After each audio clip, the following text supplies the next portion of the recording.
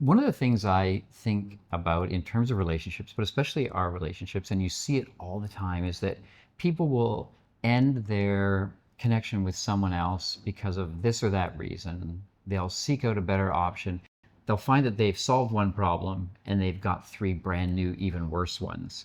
So, partly I realized that about Kate, that I had found someone who was, I consider, the most improbable of women. The fact that she's beautiful was like the least important on the long list I made about why I should actually pursue a life with her. And so, knowing that there is no one out there who is going to be everything she is, plus one or two bonus features that I didn't count on, is just never going to happen. So I have a responsibility to myself, to my own desire to be as happy as I possibly can be, to make peace with the ways in which I wish she was different, and to constantly keep my eye on the many ways, actually the 17 ways that were on that list I made back in 2012, that she is exactly what I wanted. In fact, more than I felt I had a right to ask for.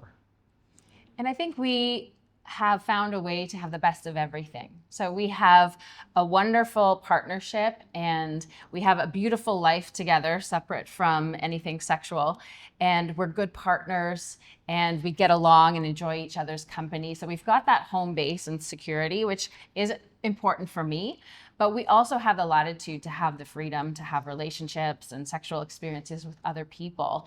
And it's hard to imagine how you could create a more perfect situation.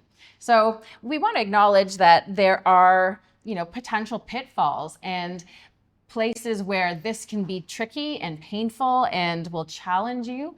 But ultimately, if you can find someone who you do life with well, and then allow the expansiveness of options for yourself and your partner, why would you ever leave that situation? So it feels like the best way to secure, future happiness and security for me.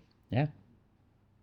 One of the ways that our non-monogamous life has fed me is a very strange one. I haven't heard anyone else say this, is I can't share all the details with my kids, but I know they've got a cooler dad than they think they have.